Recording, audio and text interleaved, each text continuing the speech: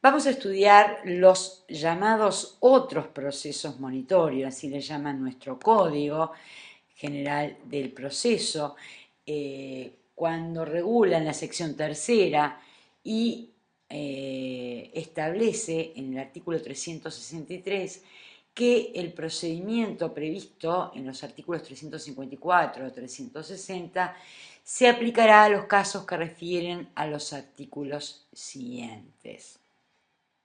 En la providencia inicial, dice el código, se dispondrá lo que corresponda a la naturaleza de la demanda promovida. Es decir, entonces, para estos otros monitorios, que ahora vamos a ver cuáles son esos otros monitorios, se aplica la misma estructura procesal que analizamos para juicio ejecutivo. Evidentemente queda fuera el artículo 353 porque es el que establece cuáles son los títulos que dan mérito a la promoción de un juicio ejecutivo común. Entonces, es muy importante recordar que se aplica la misma regulación, pero que eso sufre algunas excepciones o es preciso hacer algunas aclaraciones. Primero, por regla general requieren conciliación previa estos otros monitorios. La excepción legalmente establecida en el artículo 294, numeral tercero, es para el proceso de entrega de la cosa. Para los demás procesos, otros monitorios, entonces es preciso tentar la previa conciliación. La recomendación es que como han habido algunas modificaciones legislativas, aun cuando hace bastante tiempo no se ha producido otra, les recomiendo verificar en el artículo 294 aquellos procesos que están exceptuados de la conciliación. Pero de inicio, repito, todos los otros monitorios, con excepción de entrega de la cosa, y ya habíamos visto que el juicio ejecutivo también estaba exceptuado, no corresponde para ellos tramitar la conciliación previa. En cuanto al preaviso, recuerden que habíamos visto por un lado preaviso, otro lado la necesidad del título y en tercer lugar la necesidad de acreditar el cumplimiento de la obligación correspectiva. Entonces, con relación a este preaviso, no se requiere en los términos que está establecido para el juicio ejecutivo. En algunos casos, vamos a ver, se requerirá algún tipo de intimación, pero no por disposiciones de derecho procesal, sino por disposiciones del derecho sustancial. Así que técnicamente el preaviso considerado en rango de norma procesal no está previsto para estos otros monitorios. En cuanto al título ejecutivo, es aplicable 352.1, que requiere la presentación de documento auténtico o autenticado, con excepción de, para ciertos casos, no para todos, en el juicio de entrega de la cosa. O sea, ni siquiera para todos los procesos de entrega de la cosa está eximida de la presentación del documento auténtico o autenticado. El tercer lugar requiere la acreditación del cumplimiento de la obligación correspectiva y que esto ya habíamos visto que surgía del artículo 352.2 infine. Bien, en cuanto al procedimiento, entonces, repasando un poco, tenemos la demanda que tiene que ir acompañada del título, que en estos casos va a ser un documento y en una situación en particular que vamos a ver más adelante, va a ser el testimonio de una diligencia preparatoria. En segundo lugar, digamos, corresponde el dictado de sentencia. La primera sentencia, señalo allí en la imagen, porque es la sentencia liminar, eventualmente puede haber alguna otra sentencia, que habíamos estudiado tenía naturaleza jurídica de sentencia definitiva sometida a condición, de que no se opusieran excepciones. Según el proceso concreto, eso lo establece el artículo 363, va a tener un determinado contenido. En principio, como contenido cautelar no va a corresponder el embargo por el tipo de procesos de lo que estamos hablando. En la entrega de la cosa como medida precautoria, lo que va a haber es la designación de un depositario, que se lo designa el demandado, desde el momento que recibe la intimación hasta que le entrega la cosa al actor, y esta designación, este carácter depositario, tiene naturaleza precautoria. Luego va a tener el contenido de trámite que corresponde, que es la citación de excepciones, que equivale en un proceso ordinario al emplazamiento a estar a derecho y a contestar la demanda, lo que permite el ejercicio del contradictorio, y el contenido de mérito típico de estas sentencias liminares en los procesos de estructura monitoria. A continuación corresponde, se dé traslado y se cite de excepciones al demandado, eventualmente opondrá excepciones y en ese caso habrá una audiencia preliminar y una eventual audiencia complementaria y se procede a continuación al dictado de sentencia, que vendría a ser la segunda sentencia si hubiera habido oposición. Esto estamos viendo con carácter general, obviamente. En cuanto a medio impugnativo, y señalo medio impugnativo porque estos procesos quedan excluidos del juicio ordinario posterior. En consecuencia, en el elenco de medios impugnativos excluimos el juicio ordinario y nos quedamos con los recursos. Admiten, obviamente, el recurso de reposición para todas las decisiones, excepto la sentencia definitiva, y el recurso de apelación de acuerdo a las previsiones del artículo 360, que recordemos procedía contra la sentencia definitiva, con aquella segunda sentencia que se dictaba cuando ha habido oposición, con efecto suspensivo, sin perjuicio de que el acreedor pueda pedir el cumplimiento provisional de la sentencia de acuerdo a lo que establece el artículo 260, el 375 y el 376.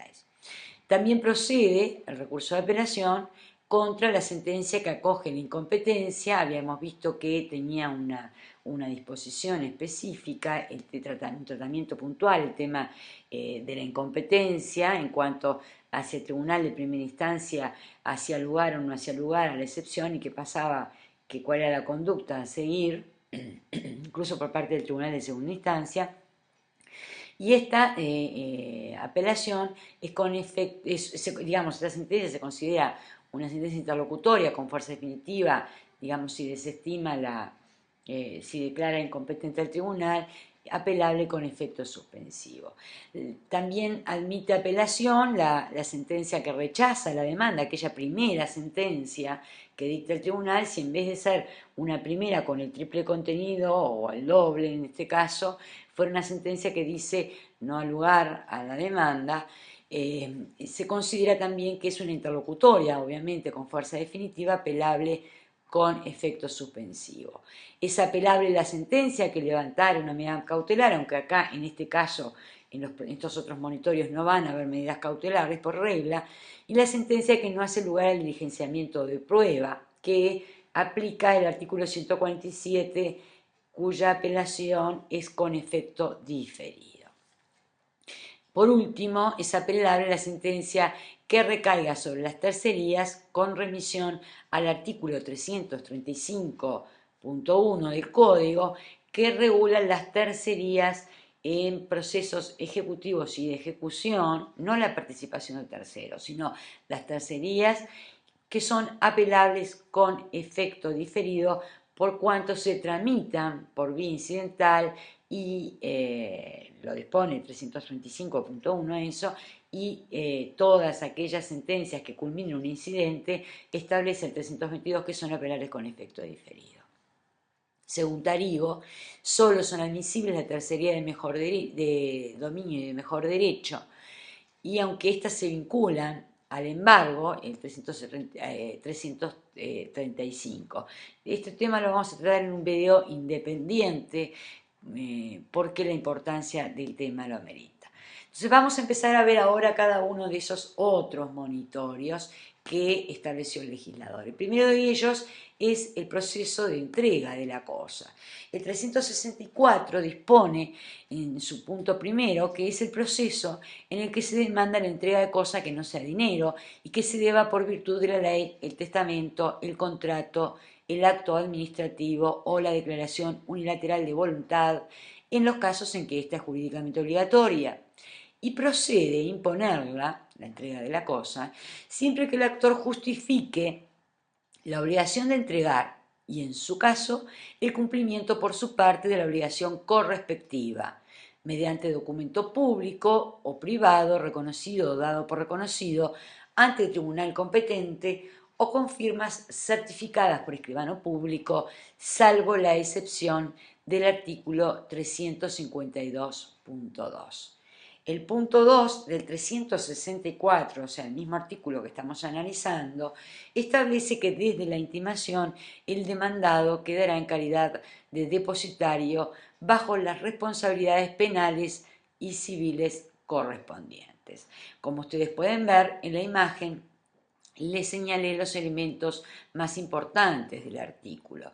El primero que nada, que este juicio, el objeto de este juicio, es cosas que no sean dinero, porque, como ustedes ya saben, cuando lo que se reclama es dinero y esa obligación es líquida y exigible, corresponde la vía del juicio ejecutivo.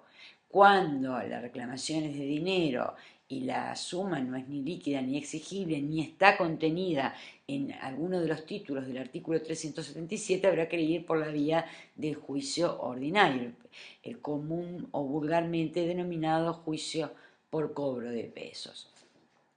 Y esta obligación, nos dice el artículo, de ahí que está subrayado, puede tener diferentes fuentes. Puede ser la ley, puede que emerja de un testamento, un contrato, un acto administrativo, o sea, un acto que emana de la administración, o incluso dice los casos en que la declaración unilateral de voluntad es jurídicamente vinculante, puede generar la obligación de entregar una cosa. Y el código legislador exige que el actor, que es quien está peticionando la entrega de esa cosa, tiene que justificar mediante documento público o privado o reconocido. Cuando digo reconocido o por reconocido, ya sabemos que son todas la formalidad que siempre exige nuestro legislador, el cumplimiento de la obligación. Tiene que surgir, por un lado, la obligación de entregar la cosa y por otro lado tiene que surgir el cumplimiento de la obligación correspectiva. Y deja fuera una situación particular, que es la situación cuando ese contrato solo se puede probar por testigos. Bien. El presupuesto entonces de este proceso es la existencia del título que emane la obligación de entregar y el cumplimiento de la obligación correspectiva. Dijimos que acá queda fuera el tema del preaviso. Entregar se entiende en un sentido de dar materialmente, no dar en propiedad, sino dar la tenencia de una cosa. Si la obligación es menor a de 100 unidades reajustables, esto por disposición del Código Civil, que es el único, digamos, es el único caso en el que se permite que una obligación se pruebe por testigos, son aquellas obligaciones dinerarias inferiores a 100 unidades reajustables. Lo que el legislador permite es que permite y exige, es que en casos de obligaciones menores a 109, repito, se gestione en una etapa preliminar la prueba testimonial para acreditar la obligación de entregar la cosa. Entonces, va a haber que acudir, no es un preaviso, pero sí hay que acudir a una etapa preliminar, y en esa etapa preliminar, que es una diligencia de prueba anticipada, obtener una sentencia que acredite que quedó probada la existencia del contrato, la existencia de la obligación de entregar por parte del deudor. Si la obligación es mayor a 100 unidades no ajustables, indefectiblemente esa obligación tiene que sí o sí surgir del documento público o privado reconocido o dado por reconocido. También esta obligación, el cumplimiento de esta obligación correspectiva, en el caso de que correspondiera, porque si es una declaración unilateral de voluntad, no va a haber una obligación correspectiva. Pero si es un contrato, usualmente son sinalagmáticos, hay una obligación de un lado y obligaciones del otro lado. Pues imaginen ustedes que se obliga a entregar un vehículo, entonces tendrá que acreditar eventualmente el actor eh, el deudor, perdón, el actor que es el que está reclamando que se le entregue el vehículo, que el vendedor no se lo entregó, en ese caso tendrá que acreditar que él pagó el precio. Por lo tanto, el título es ese documento auténtico, autenticado, que va a ser el contrato o el testamento, puede incluso ser un acto administrativo o la declaración unilateral de la voluntad cuando es jurídicamente obligatoria. En cuanto a los requisitos respecto a la cosa, tiene que tratarse de una cosa cierta, determinable, y cuando se trata de cuestiones de género, de calidad mediana, conforme a lo que establece el artículo 1361 del Código Civil. Si desapareció, lo que corresponderá, evidentemente, será la entrega de un subrogado de esa cosa. ¿Qué va a decir la sentencia? Y en todos estos juicios vamos a poner el acento en dos cosas, en el título y en la sentencia. Es decir, el procedimiento lo damos por sabido porque es el mismo del monitorio. ¿Qué vamos a preguntar o qué pretendemos que ustedes sepan respecto a cada uno de nuestros juicios? ¿Cuál es el título habilitante para la promoción de ese juicio y cuál es el contenido de la sentencia en ese juicio? La sentencia, entonces, lo que va a decir más o menos en estas palabras o en otras similares, intímase al demandado a la entrega del bien reclamado, hasta tanto no lo efectúe, desígnase el depositario del mismo, bajo las responsabilidades penales y civiles inherentes al cargo, artículo 364.2, y para el caso de no verificarlo, condénase a la entrega del mismo, cítese de excepciones. Recuerden que en todos estos procesos la sentencia tiene un contenido insoslayable de mérito y uno de trámite. El trámite va a ser siempre cítese de excepciones. Esto se va a repetir en todas estas sentencias. Cítese de excepciones. Y como esto es un proceso de conocimiento, van a encontrar eventualmente o una condena o una declaración, porque como procedimiento de conocimiento, proceso de conocimiento, la sentencia final puede tener un contenido declarativo o constitutivo, ¿verdad? O de condena. Entonces, en este caso, la sentencia lo que sí va a tener de particular y de diferente a todos los demás es que designa depositario. Primero, le intima la entrega de la cosa y designa depositario a ese demandado. Ahora bien, los problemas que se plantean son que está intimando, ese plazo de intimación, digamos, por cuánto tiempo corresponde.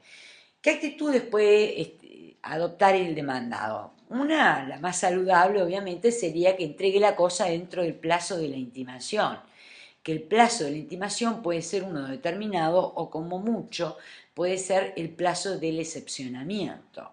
Los 10 días que tiene para excepcionarse, no puede nunca ser mayor a ese plazo. En ese caso el tribunal va a tener presente y va a ordenar el archivo de las actuaciones. La otra posibilidad es que el demandado oponga excepciones y según el resultado de la sentencia, luego de este juicio, corresponderá eventualmente, si aún así no entrega y persiste la obligación de entregar, un proceso de ejecución de entregar cosas ciertas y determinadas, perdón, la obligación de dar, que está regulado en el artículo 397 del Código.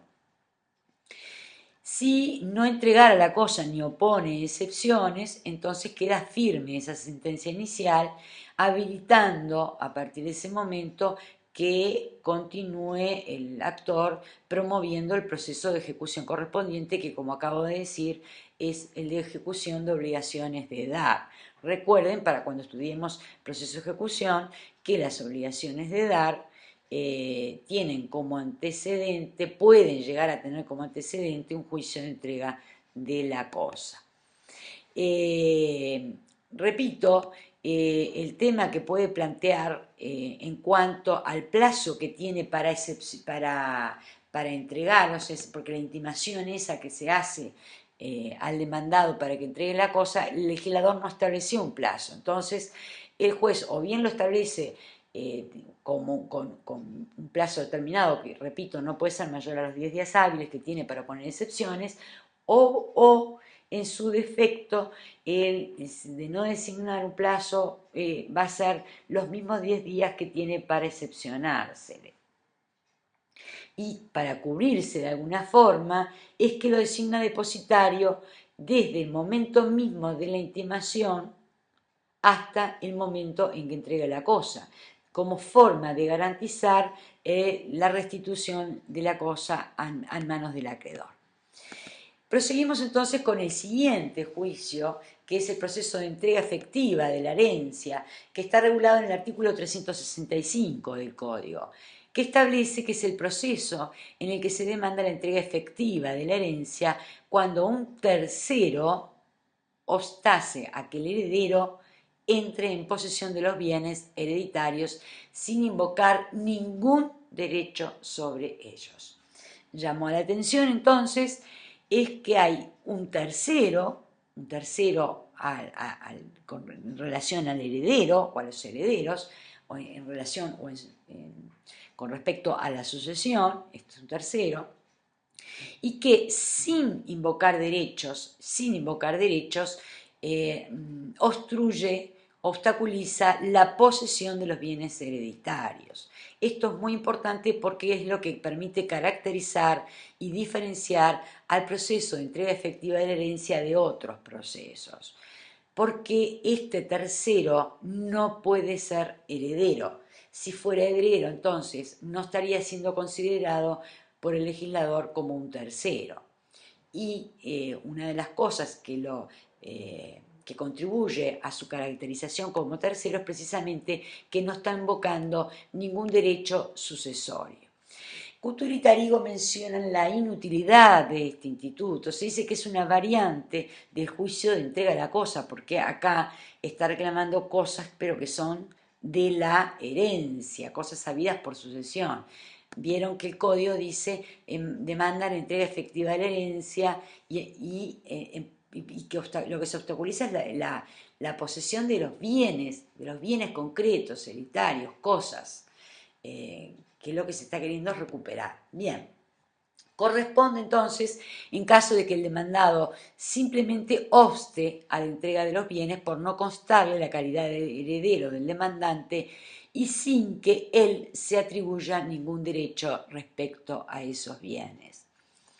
Por eso se dice que en realidad se estaría ante una hipótesis en que un heredero, excluye al heredero, entre comillas, aparente o heredero excluido. Sería un caso de un heredero excluyente frente a un heredero excluido.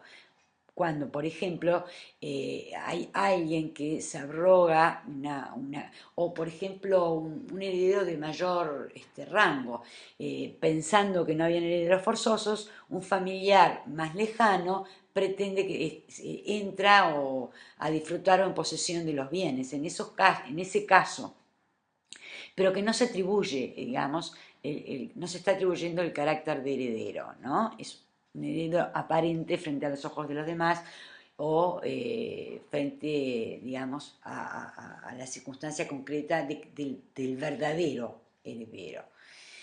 Porque, y acá viene el tema, si se alegare ser heredero, lo que corresponde es el juicio de petición de herencia.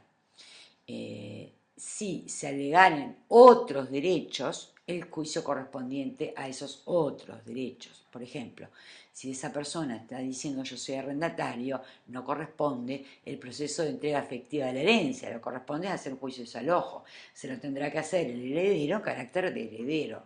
Bien, si lo que está alegando es la posesión, no la mera tenencia, si lo que está alegando la posesión, lo que corresponde es promover una acción reivindicatoria, que la promoverá también el heredero. Pero, repito, lo que caracteriza a este proceso entonces es alguien que es un tercero frente al real, verdadero heredero, que está obstaculizando el disfrute de los bienes de aquel heredero, sin invocar y sin atribuirse ninguna calidad que amerite que haya que acudir a otra vía procesal. En consecuencia, el título que corresponde acreditar en este caso es el certificado de resultancias de autos con la declaratoria de herederos, que obviamente va a ser un documento auténtico o el testimonio autenticado del original, donde surge la obligación de dar o de entregar la herencia emergente de la sucesión. En estos casos es difícil que haya que acreditar el cumplimiento de la obligación correspectiva, a menos que se tratara de una sucesión, por ejemplo, en la que se hubiera recibido el bien, digamos, bajo. La sentencia, entonces, en este proceso de entrega de la herencia, va a disponer que se intime al demandado a la entrega de los bienes del acervo sucesorio que reclama el heredero, y para el caso de no verificarlo, condenarlo a la entrega de los mismos, citándolo de excepciones. Las posibles actitudes que tiene este demandado es precisamente entregar los bienes dentro del plazo de la intimación, lo mismo que en el juicio de entrega de la cosa. Se tiene el presente y se archiva, o si opone excepciones se sigue todo el trámite del monitorio, eventualmente puede llegar a desembocar en un proceso de ejecución. Y si no entrega los bienes ni opone excepciones, va a quedar firme esa sentencia inicial, correspondiendo entonces el proceso el proceso de ejecución de obligaciones de dar previsto en el artículo 397 del Código. A continuación vamos a ver el proceso denominado pacto comisorio. Como ustedes saben, el pacto comisorio es uno de los posibles pactos que se pueden prever en las compraventas, que está regulado en el artículo 1737 y siguientes del Código Civil. El CGP establece que es el proceso en el que se demanda la resolución de un contrato en cumplimiento del pacto comisorio, remite precisamente a los artículos 1737 y 1741 del Código Civil, convenido. En la providencia inicial se dispondrá la resolución si se justifica por el actor la caída en mora del demandado y las demás exigencias de hecho y de derecho requeridas al efecto. Bien. De inicio entonces tenemos que el título va a ser el contrato de compraventa, una escritura pública si estamos hablando de bienes inmuebles, o un documento privado autenticado si se tratara de bienes muebles, del que surja de ese contrato el pacto previsto entre las partes, entre y por las partes. Este título va a acompañar la demanda y además habrá que acreditar en esa demanda que el demandado ha caído en mora, habrá que manifestar que el vendedor está haciendo uso de la opción que tiene de resolver el contrato por el no pago del precio, porque él podría no hacer uso de esa opción y exigir el cumplimiento del contrato. En consecuencia, la manifestación tiene que ser clara y precisa de que está haciendo uso de la opción de resolver el contrato por no haberse pagado el precio en los términos convenidos. Y por último, además, tiene que acreditar el cumplimiento de la obligación correspectiva del mismo modo, es decir, un documento auténtico o autenticado. Está claro que normalmente en los contratos hay obligaciones para ambas partes.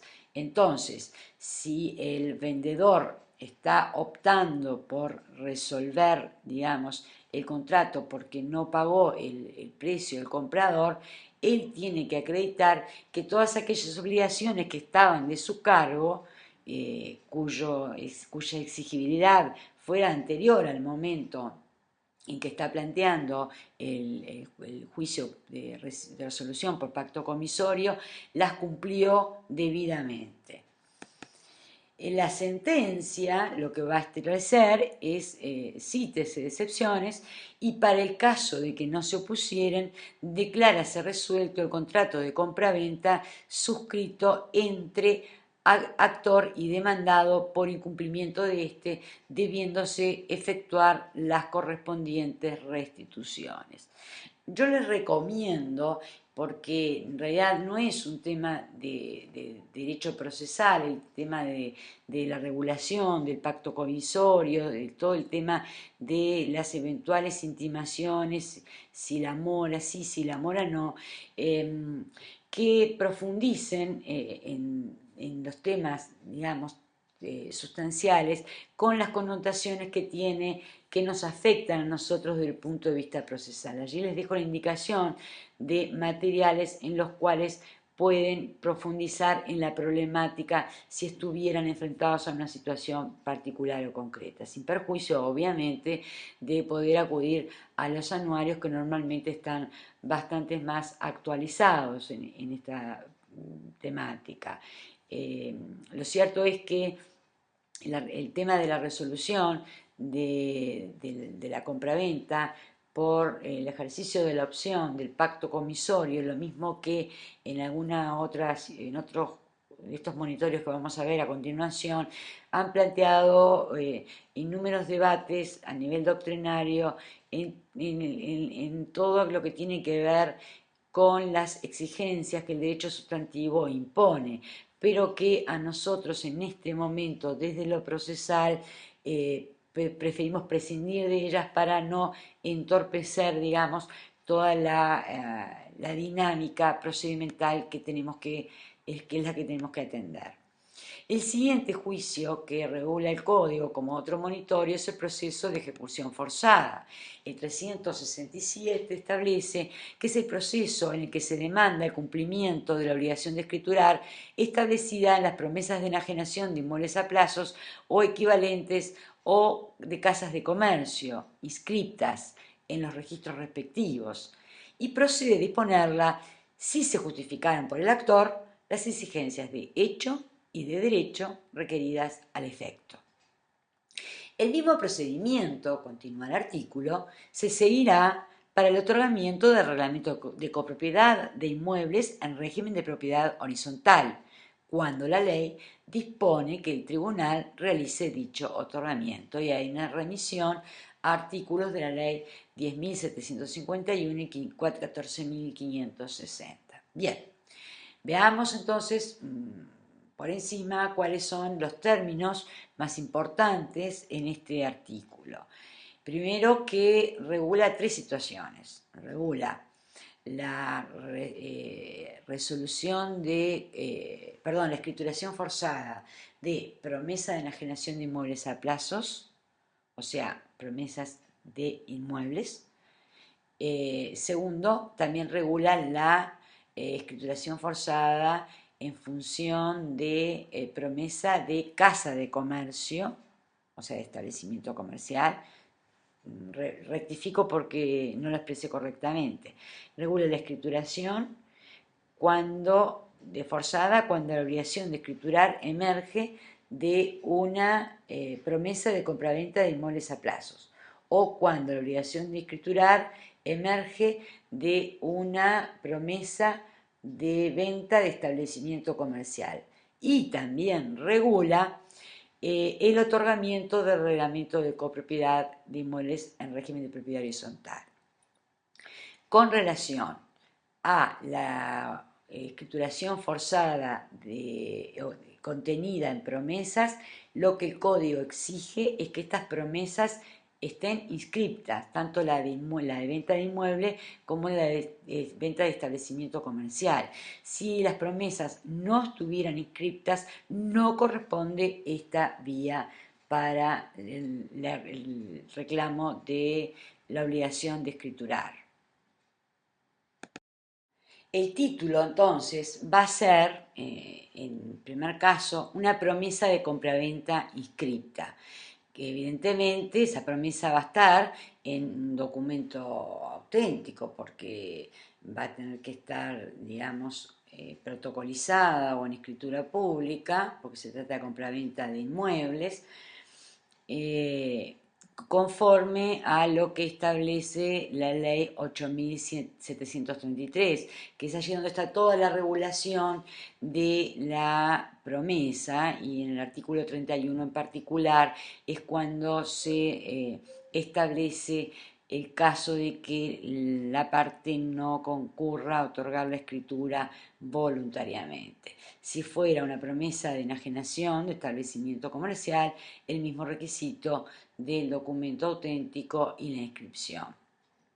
También va a haber que acreditar el cumplimiento de la obligación correspectiva. En el caso de la promesa de inmuebles, de promesa de venta de inmuebles, el pago de la totalidad del precio a través de la presentación de recibos que tendrán que estar autenticados digamos, ser auténticos o estar autenticados, 352.1 y artículo 5 de la ley 8.733, o el pago del 50% del precio, y en ese caso va a tener que garantizar con hipoteca sobre el saldo del bien, con lo cual al momento de escriturar además va a tener que otorgar una compraventa e hipoteca, compraventa judicial e hipoteca para garantizar, pero esto por exigencia de la ley de fondo, la ley sustancial, la 8.733.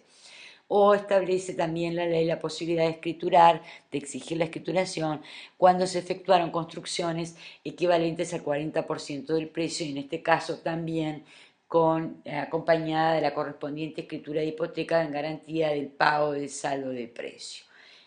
Tendrá que acreditar el actor las demás obligaciones que se hubieran podido pactar al respecto. Si lo que se trata es del otorgamiento del reglamento de copropiedad, el título, en ese caso entonces, va a ser el acta de las asambleas en documento auténtico o autenticado, por los cuales los propietarios, que representan el 51% del valor del edificio, votaron sucesivamente el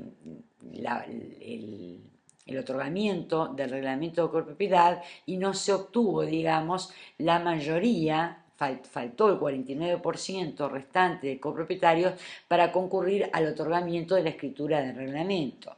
En consecuencia, el juez va a otorgar esa escritura en representación de esos copropietarios que no prestaron su voluntad, pero siempre reitero que se haya dado esa doble convocatoria a asamblea, y que además esos propietarios que vienen a solicitar que el juez otorgue la escritura representen, es otro de los requisitos a justificar por documento auténtico o autenticado, ser propietarios de bienes cuyo valor corresponden al 51% del total del edificio. Entonces, si el edificio valiera 100.000 pesos, por ejemplo, los propietarios, no importa si son 2, 4 o 5, no es el 51% de los propietarios, sino propietarios que sean propietarios de unidades cuyo valor represente el 51% del total de ese edificio.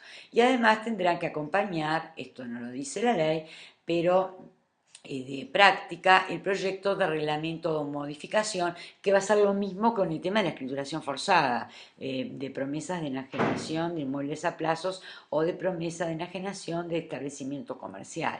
Se acompaña un proyecto de escritura. Una vez que se presenta todo esto, entonces procede el dictado de la sentencia. ¿Qué va a decir esa sentencia? Cítese excepciones y, en su caso, otórguese la correspondiente escritura de compraventa, de reglamento, de modificación de reglamento, lo que corresponda. El artículo 8 del decreto ley 14.560 establece que el tribunal tiene potestades para introducir modificaciones a ese borrador, digamos, de escritura que presenten las partes. ¿Cuál es la dinámica? En la práctica se presenta entonces la demanda acompañando el título, se dicta la sentencia, el juez, una vez que dicta la sentencia, el mismo de todo el monitorio, situación de excepciones, si no comparece, entonces ahí lo que se manda es a analizar el borrador por parte de la oficina actuaria. Además hay que presentar, la oficina actuaria va a requerir que se presente un montón de certificados para acreditar la legitimación de unos y de otros, para acreditar además a quién efectivamente está representando al tribunal. Es decir, hay una serie de operaciones de tipo más bien materiales que se realizan, mayormente todas ellas a cargo de la oficina. La actividad del juez cesa con el dictado de la sentencia momentáneamente hasta el momento de que tiene que concurrir a otorgar la escritura. Cuando se ha completado toda esta parte material de acreditación, de aprobación del borrador por parte de la oficina actuaria, de agregación de los certificados, de acreditación del pago de los tributos y demás, entonces en ese momento se fija un día y una hora en la cual va a ir el escribano, que normalmente es propuesto por el actor, a otorgar la escritura de compraventa o la escritura de reglamento de copropiedad. Esa escritura va a ser controlada por el actuario y por el juez, y la va a firmar el juez ese día y esa hora acordados.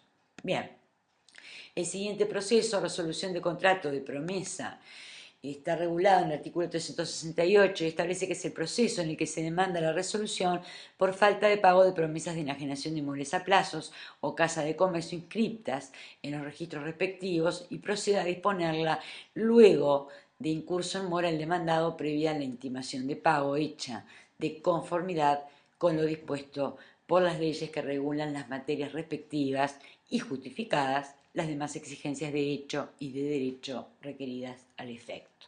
Veamos qué es lo destacable de esta disposición, que es como la contracara. Aquello otro era la resolución, la escrituración forzada, hoy estoy confundiendo, perdón.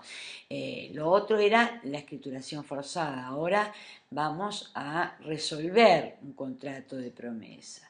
Habíamos visto también la resolución por pacto comisorio, pero era cuando el pacto comisorio establecido una escritura de compraventa. Ahora, el 368 regula la resolución de promesas cuando esta promesa, digamos, se incumpla por parte del comprador no pagando el precio establecido. Entonces, la resolución procede siempre que se trate de una promesa de venta de inmuebles o una promesa de venta de establecimiento comercial que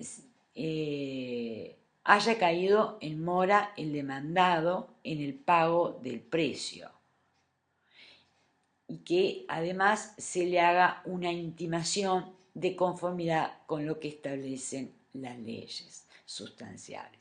Les llamo la atención porque ahí viene toda una problemática.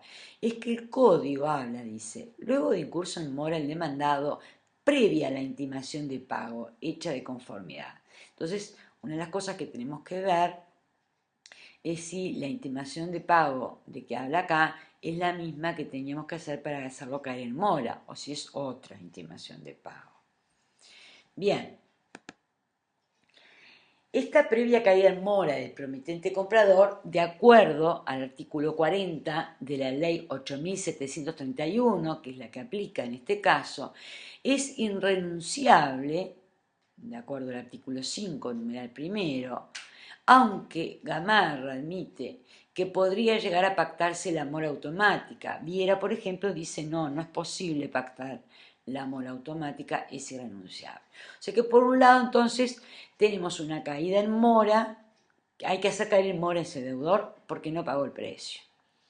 En principio pensemos que no es admisible el pacto de la mora automática para ver, digamos, cuál puede ser la mayor complejidad del tema. El artículo 22, del inciso primero de la ley, establece que hay que hacer una interpelación judicial o por acta notarial a practicarse 20 días inmediatos después de la caída en mora. Con lo cual, estamos hablando entonces que eventualmente hay dos intimaciones. Una intimación para casarlo caer en mora y otra intimación que tiene que ser 20 días después de la caída en mora. Y esta segunda intimación, que la ley habla de interpelación judicial, puede ser interpelación judicial o por acta notarial.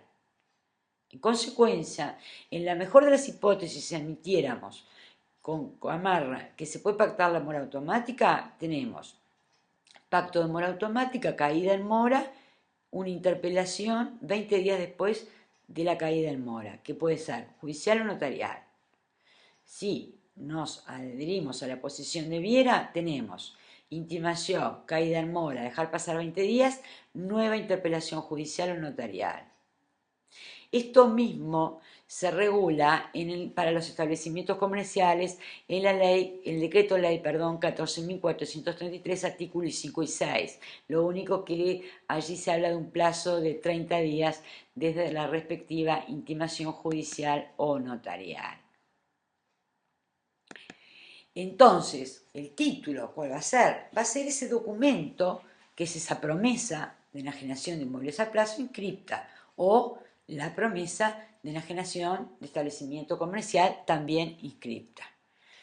Además, tenemos que acompañar y justificar con la demanda la caída en mora, o sea que si era una intimación, si es judicial, no hay problema, o si era la mora automática, lo aconsejable es ver cuál es la posición del tribunal correspondiente, si admite o no admite la mora automática.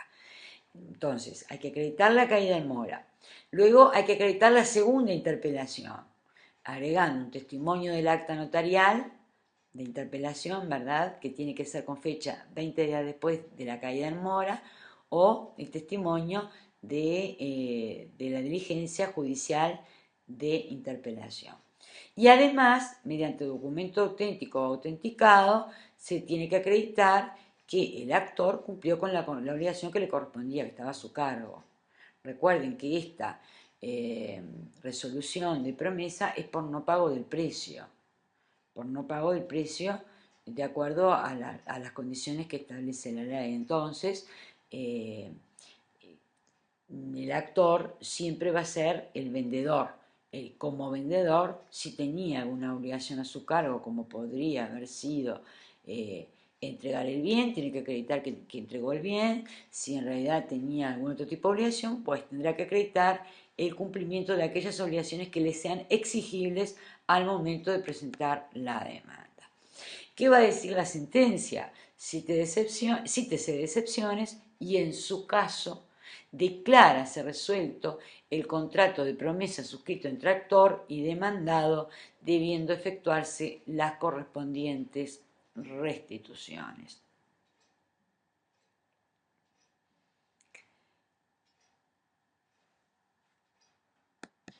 El siguiente proceso que vamos a analizar es el proceso de separación de cuerpos y divorcio por las causales de los artículos 148, numeral 2 y 7 y 185 del Código Civil. Como ustedes saben, previamente, o deberían saber, de acuerdo a lo que han estudiado en Derecho Civil, una cosa es el Instituto de la Separación de Cuerpos, que no autoriza a contraer nupcias nuevamente, o sea, persiste la causal de inhibición para contraer matrimonio, y otro tema distinto es el divorcio, que supone la disolución del vínculo legal entre los cónyuges. Bien, la separación de cuerpo se puede pedir por las causales del 148. Se puede pedir separación de cuerpo por las causales del 148 o también se puede pedir divorcio por las causales del 148. En términos generales estamos hablando. Bien, el legislador lo que ha hecho es, ha seleccionado dos causales de ese 148, del Código Civil, obviamente, que son las del numeral 2 y la del numeral 7. Una refiere a la causal que habilita a pedir la separación de cuerpos o el divorcio porque un cónyuge atentó contra la vida del otro, y la otra causal es la que habilita a pedir la separación de cuerpos o el divorcio porque el otro cónyuge fue condenado a una pena de penitenciaría de más de 10 años. Nuestro legislador, muy fantástico, entendió que 10 años eran mucho sacrificio y para qué vamos a tramitar un juicio por adulterio al final, mejor le permitimos que se separe de cuerpos o que se divorcie. Imagínense ustedes si el preso se iba a querer divorciar. Bien, entonces, aunque dice, es el proceso en el que se demanda la separación de cuerpos o el divorcio por las causas entonces de los artículos 148, numeral 2 y 7 y 185 del Código Civil. Procede disponerlas, justificadas por el actor, las exigencias de hecho y de derecho exigidas por los artículos 153 y 185 y el requisito establecido por el artículo 167 del Código Civil. Entonces tenemos, por un lado, el legislador permite que pida a través de la vía monitoria una separación de cuerpos porque el otro cónyuge atentó contra mi vida. Que pida una separación de cuerpos porque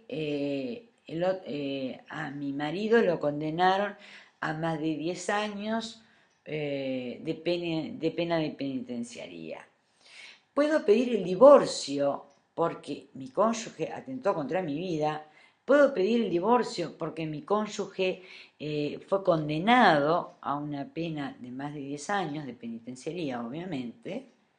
O puedo pedir la conversión de la sentencia de separación en divorcio cuando, fundada en esas mismas causales, haya transcurrido más de 3 años. El código lo que exige es que se cumplan los requisitos, dice, las exigencias de hecho y de derecho exigidas por los artículos 153 y 185 y el requisito establecido por el 167. Esto va a generar un problema que ahora vamos a analizar. Entonces, la separación de cuerpos, lo que acabo de decir, por la tentativa de un cónyuge contra la vida del otro. Tiene que haber sentencia penal condenatoria ejecutoriada. Acá nada de recurso pendiente ni nada de proceso en trámite. Sentencia penal condenatoria, porque si se hubiera seguido un proceso y se hubiera dispuesto sobreseimiento, grado de sobreseimiento no corresponde esto. Bien, lo mismo, el numeral 7 es por pena de penitenciaría por más de 10 años. Divorcio por conversión.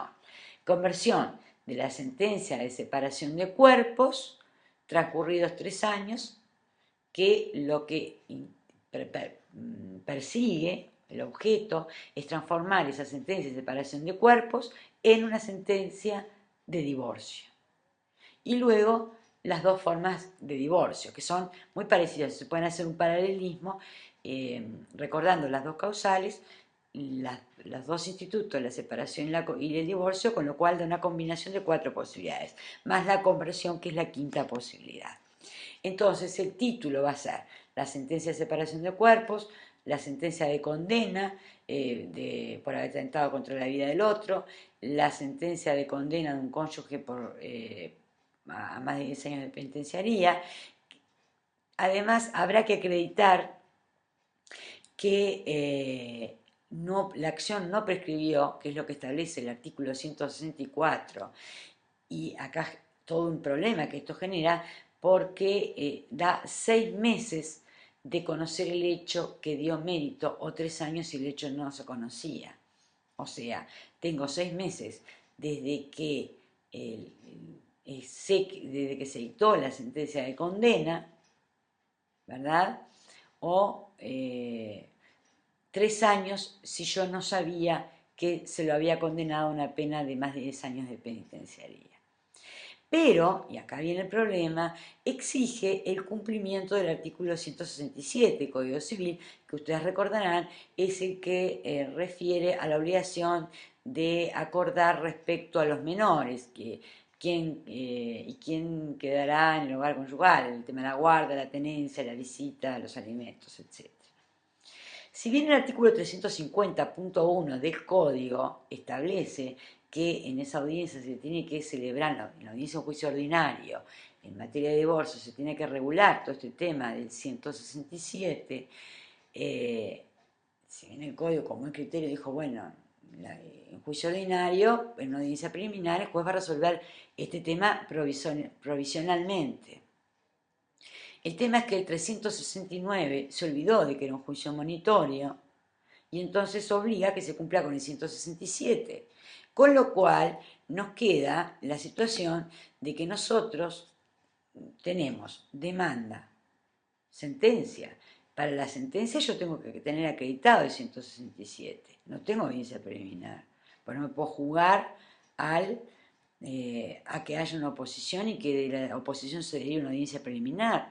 Y no me puedo jugar por una sencilla razón, porque constituye un requisito indispensable para la promoción de la acción y que se acredite.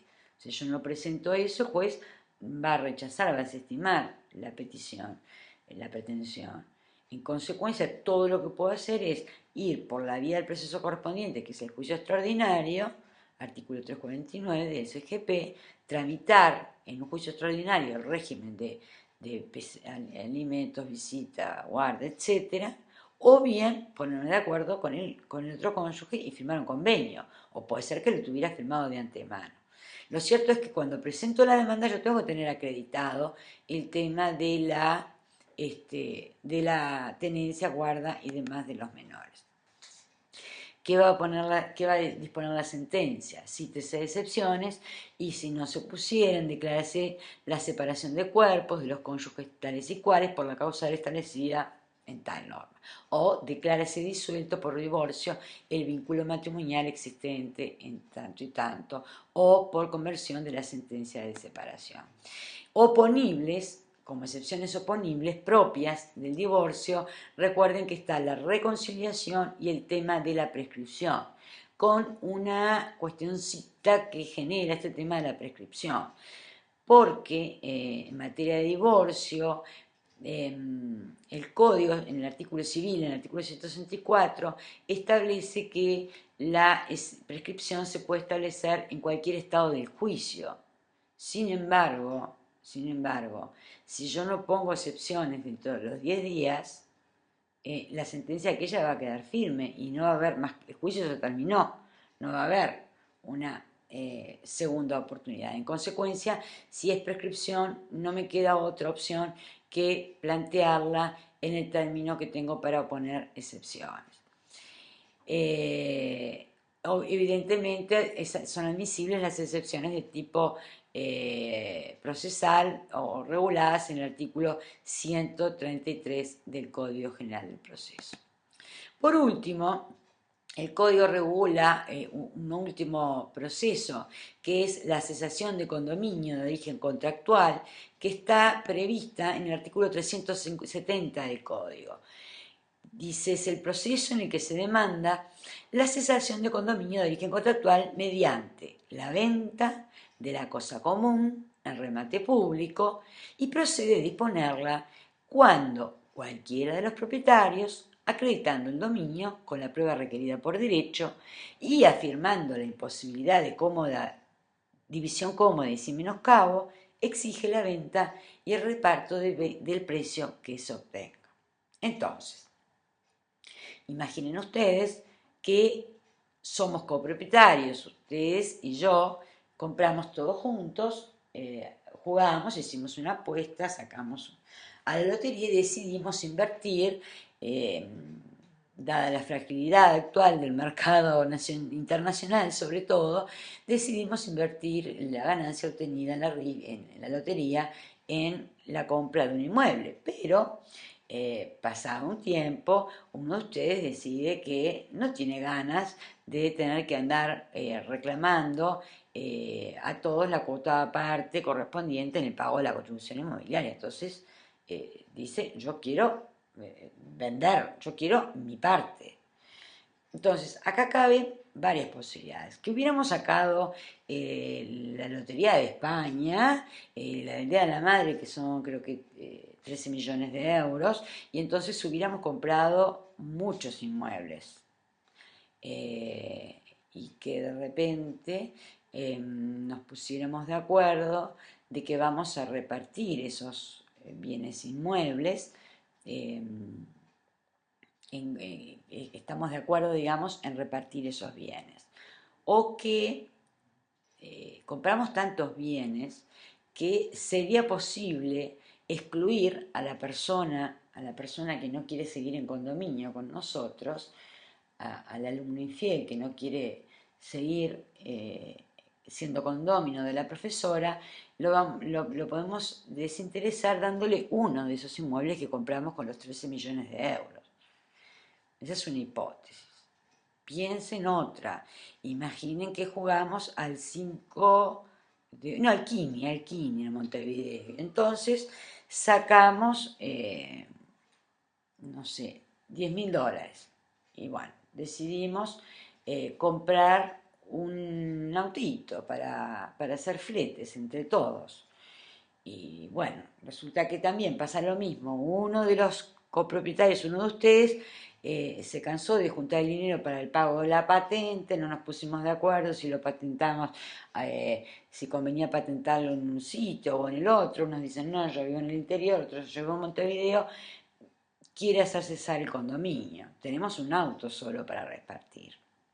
Veamos ahora qué es lo que dice el código. El código en el 370 dice: cesación de condominio de origen contractual, o sea, aplica. Somos condóminos en el auto porque entre todos compramos el auto.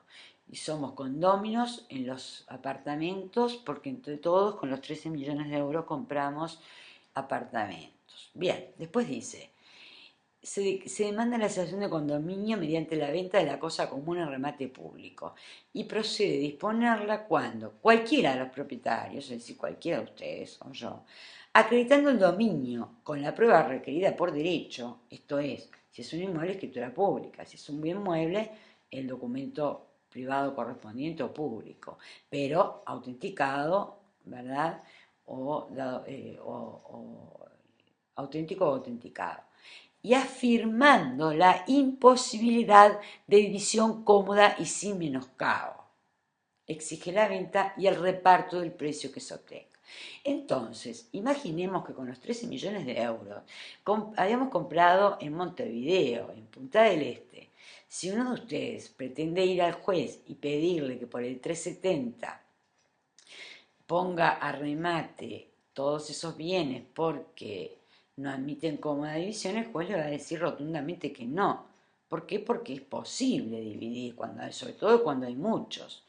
A lo sumo se dividirá por lotes o se dirá, son 10 miembros, son 10 condóminos, hay uno solo problemático, bueno, se asigna 9, el equivalente a 9 décimos, apartamentos por el equivalente a 9 décimos, 100 en condominio, y se hace una partición que se llama parcial. Y al otro condominio, el dueño del noveno restante, se le da un apartamento cuyo valor sea un noveno. En ese caso, no corresponde a ir a la partición, a la cesación de condominio del 370. Ahora, pero con el auto, que no nos ponemos de acuerdo, sí podríamos ir a pedir. ¿Por qué? Porque evidentemente, aparte de afirmar, queda claro que es imposible dividir cómodamente. En consecuencia, es importante que recuerden entonces que hay que afirmar la imposibilidad de división cómoda. Y cuando el código dice sin menoscabo es que, bueno, sí, a veces se puede dividir, pero la división podría generar tanto costo. Esto más bien por aquellas casas que se construían en un régimen de apartamentito en el fondo, apartamentito aquí, apartamentito allá, y bueno, si se puede dividir en propiedad horizontal, y entonces en vez de tener una casa con varios apartamentitos, son varios apartamentos en propiedad horizontal. Pero puede llegar a ser el caso de que el costo de transformar eso de propiedad en común en propiedad horizontal sea tan grande que no amerite la pena, y a eso se está refiriendo el legislador, que no, digamos, que no genere menoscabo. Entonces hay que distinguir otro tipo de condominio, incluso que es el de origen sucesorio, que no corresponde tampoco. Ese está regulado por el artículo 420 del Código y se le aplican las disposiciones del artículo 1115 y siguientes del Código Civil. El condominio de origen contractual que no admite coma de división, el que admite como división, que no está señalado en la imagen, y el condominio por disolución de sociedad conyugal o legal de bienes, que al condominio de la posterior, postconyugal, por decirlo de alguna forma, se le aplican las mismas disposiciones del Código Civil. El título entonces en este caso va a ser un documento auténtico o autenticado de que surja el condominio de un bien, mueble o inmueble, escritura pública o privada según corresponda, afirmando que no admite como división o que la división supondría menoscabo en el valor. La sentencia va a disponer que se cite excepciones a los condominios y en su caso decrétase la venta en remate público sin base y al mejor postor. Cométase la diligencia del alguacil de la sede con las máximas facultades y luego sigue lo de estilo, designándose martillero, señor fulanito de tal, etc., cometiéndose la oficina, las distintas actividades, la expedición de edictos, etc. Esto, digamos, está un poco ejemplificado. Como excepciones se puede poner cualquiera de fondo que la cosa admite como división y de forma las del artículo 133 del Código General del Proceso. Con esto entonces damos por terminado en este momento, o ya no, por lo menos por ahora, los procesos monitorios. Vamos a empezar a estudiar enseguida los procesos de ejecución. Más adelante en el curso tenemos que retomar algún monitoreo en particular, como es el caso del juicio de desalojo. Lo que pasa es que el programa los nuclea por temática, entonces dice procesos vinculados al arrendamiento, y entonces allí se estudia el desalojo, que es un monitorio, y se estudian otros que están vinculados al arrendamiento, como la reforma de plazo, de desalojo, etc. Y podemos ver algún otro monitorio cuando estudiemos por temática, como decía, procesos de familia. Repito, en este momento cerramos en términos generales lo que veníamos estudiando siguiendo un orden como procesos de conocimiento. Ponemos punto final y sin perjuicio, como dicen los jueces, al tema de los procesos de conocimiento. Tenemos que entrar a estudiar ahora los procesos de ejecución, que es lo que viene a continuación.